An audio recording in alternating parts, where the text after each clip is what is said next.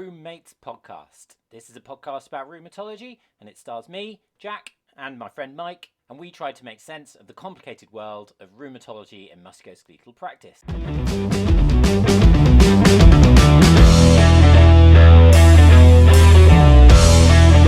Hi everyone, Jack here from rheumatology.physio, and we've got another episode of RheumMates where I discuss with Mike Dare a new paper released relatively recently out of Leeds, where they looked at muscle bulk, muscle strength in rheumatoid arthritis patients versus controls, and how that differed through a patient's journey after diagnosis, well, before diagnosis and then afterwards, and versus controls. And it threw up some really interesting differences, which Mike and I discuss, and the implications upon our practice.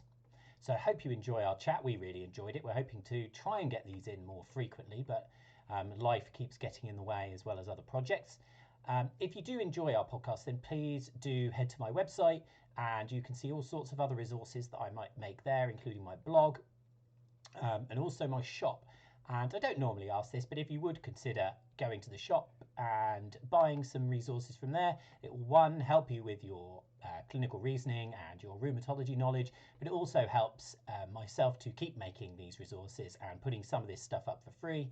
Otherwise, I'm going to have to go and get a more paying job where I can't do this kind of thing, and that would be unfortunate both for my enjoyment but also for everybody's learning in the physiotherapy world, as I try and make sense of some of this medical research for us all.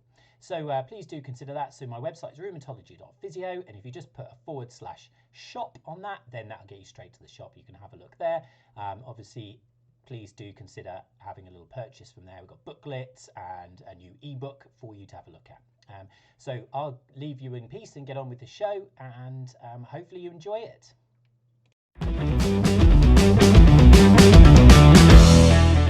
So I don't know about you, I found this paper, one, very interesting, but two, confirmed all of my biases, which is really nice.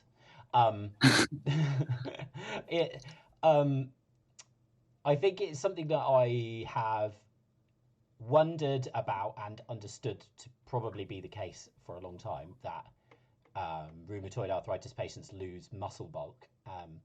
But this paper sort of shows it quantitatively, even in this like relatively small participant numbers.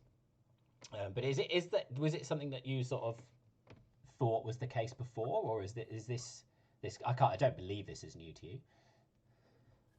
I mean, I was always aware of the fact that, patients that we saw in clinic with rheumatoid arthritis had, for example, decreased grip strength, and I would say some element of sarcopenia, if you would.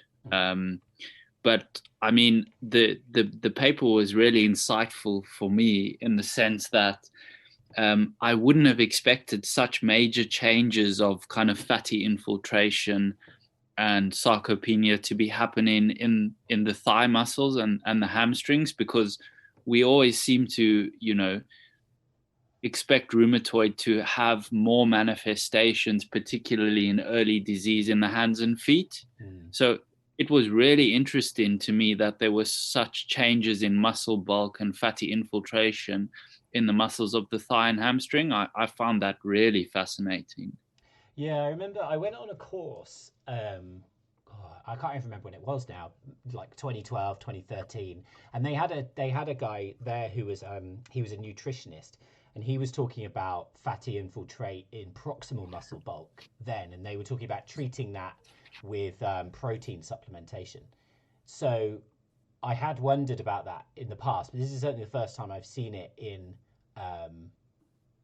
sort of this measure in any way.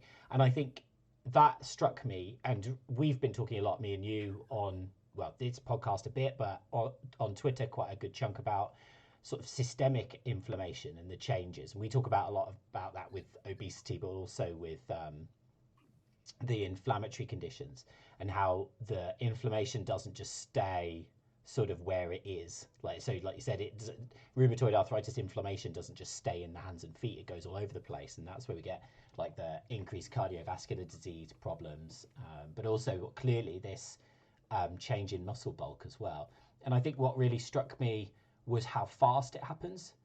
So I thought it was going to be. I mean, I was happy that in sort of long-term rheumatoid arthritis patients, their muscle bulk would dip off, their grip strength would dip off, but for it to happen before diagnosis surprised me, and the fact that it was really quite significant as well. Yeah, I mean, I think the paper was really insightful from that point of view. It also really busted quite a few myths for me.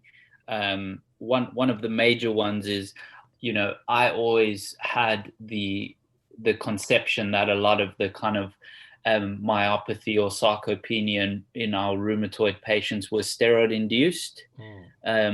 Because, typically in the early stages for the first 3 to 6 months, we have patients on kind of pred in the range of 10 to 20 milligrams a day, and then we kind of gradually wean them down as the conventional DMARDs take effect. But this study quite clearly has demonstrated that even kind of DMARD naive rheumatoid patients, as in those who have very early disease before initiating treatment, already seem to have marked sarcopenia.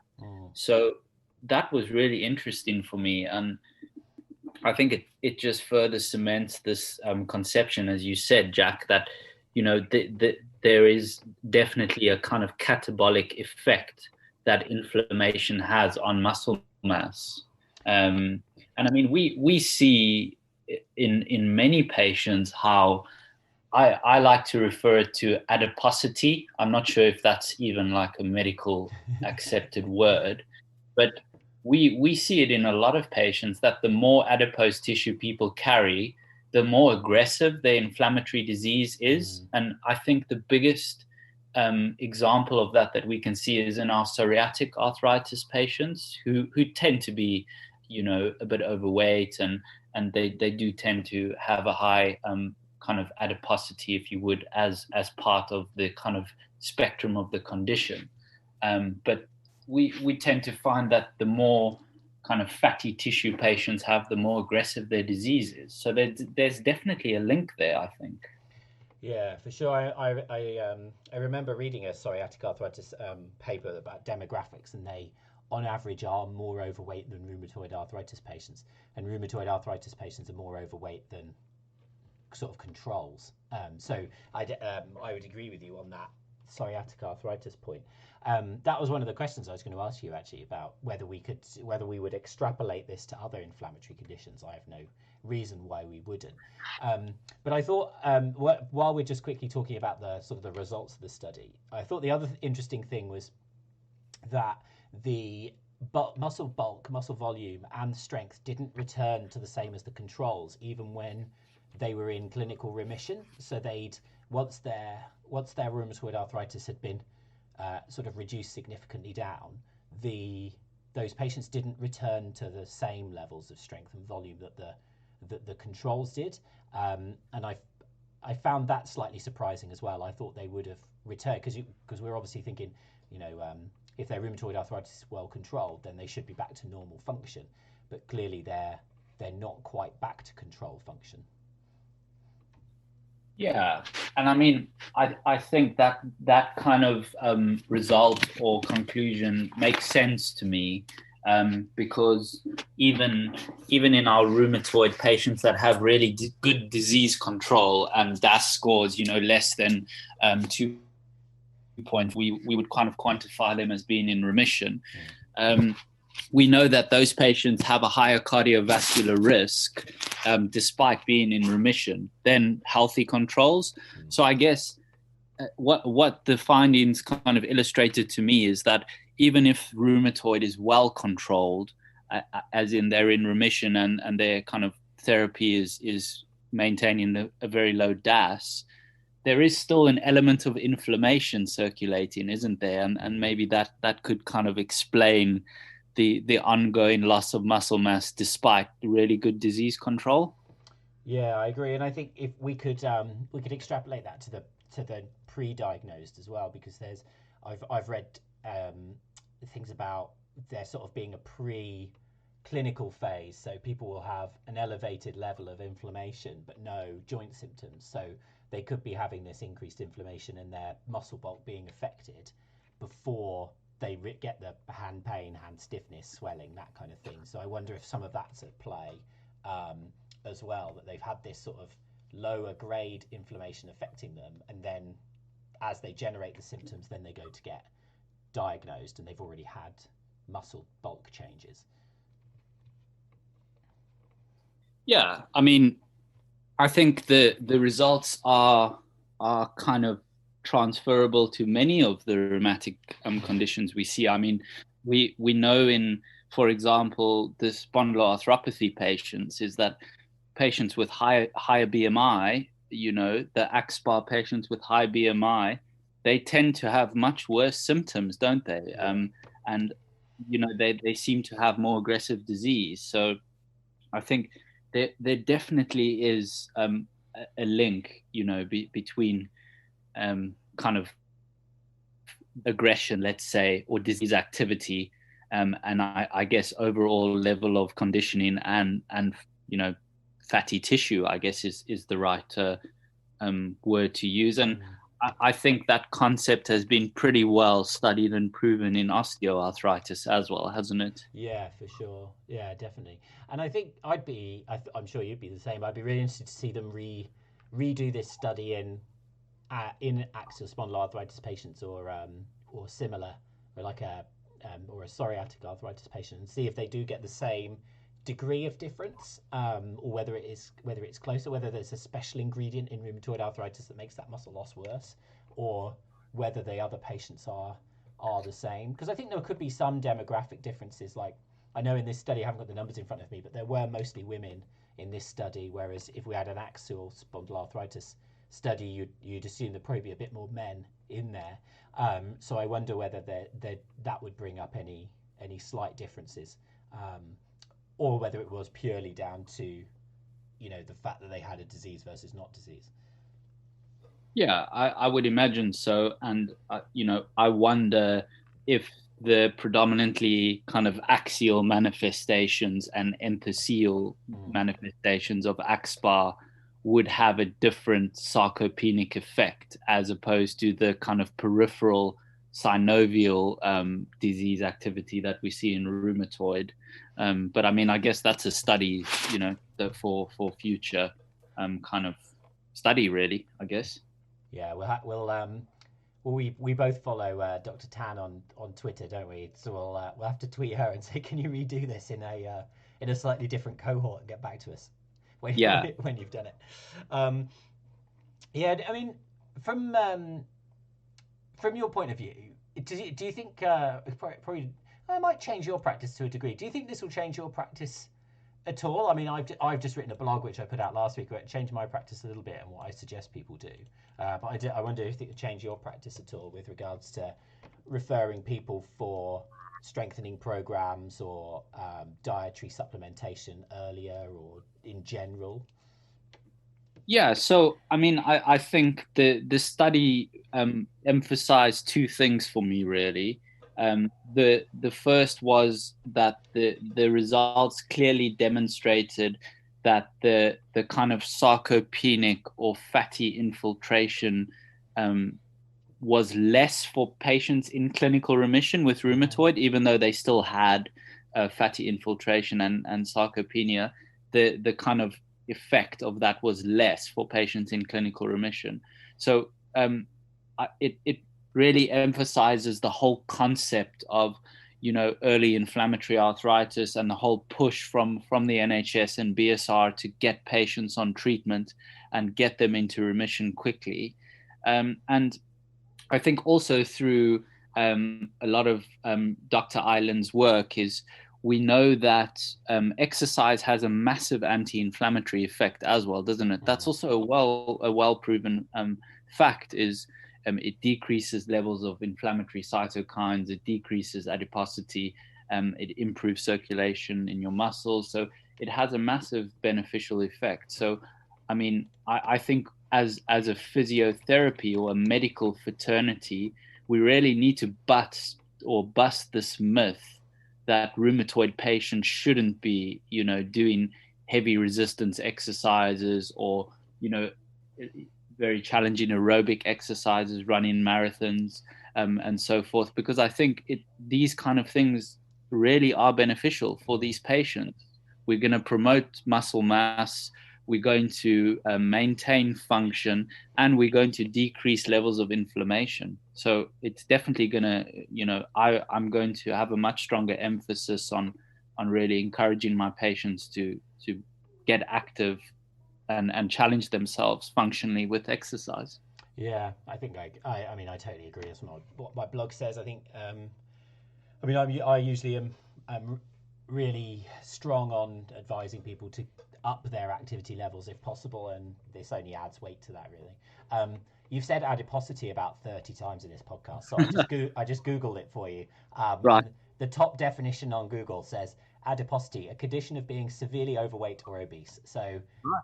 Well, I thought that was a Mike Dare et al. Obviously not. Clearly, you've been beaten to the punch on that one. Perfect. Yeah, I mean, I think from my point of view, it's, I think we have all this, like you said, we have all this research that exercise is safe for these patients, and it just adds more weight to the fact that they should be exercising, really, and it's probably an unfortunate fact for those patients that don't really want to, that actually they're going to do a lot better if they do, and those that do want to, then brilliant, let's encourage that as much as possible, I think. Yeah, I think also the current way pathways work and stuff is generally your rheumatoid patients will get referred for hand therapy consultation, for joint protection advice, hand exercises, managing flare-ups, and so forth. And maybe we need to shift our focus away from just the hands in rheumatoid, because we've got this data that shows this kind of sarcopenic effect. And the study also showed that there's a definite relationship between muscle mass and muscle strength. And we know that muscle strength is directly related to function, isn't it? So if you have really weak glutes and quads, you're going to struggle to get up from sitting into standing, for example. So maybe we need to shift our focus as a rehab and a physio fraternity away from just the hands in our rheumatoid patients, and really push more for functional whole body based exercise and push strength based exercise as well. Yeah, and I think we need to change the concept, as we said before, that heavy load damages joints in this condition, because it doesn't. It doesn't support that at all, does it? So no, exactly. And it's like you said, you're going to get the short term sort of anti-inflammatory benefit, but the long term increase in function and strength, and then those benefits on cardiovascular disease later as well. It's just a no-brainer, really. I think like I said, the patients just really, however we go about convincing them, we need to convince them that they've got to undertake.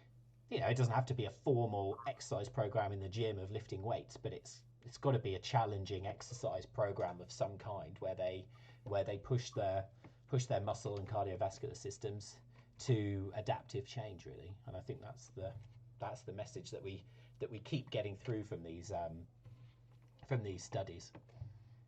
Yeah, I mean, I think often in these situations, isn't it? It can be kind of a snowball effect that we see with patients. So, they obviously have this acute onset of inflammatory polyarticular arthritis. They're very painful.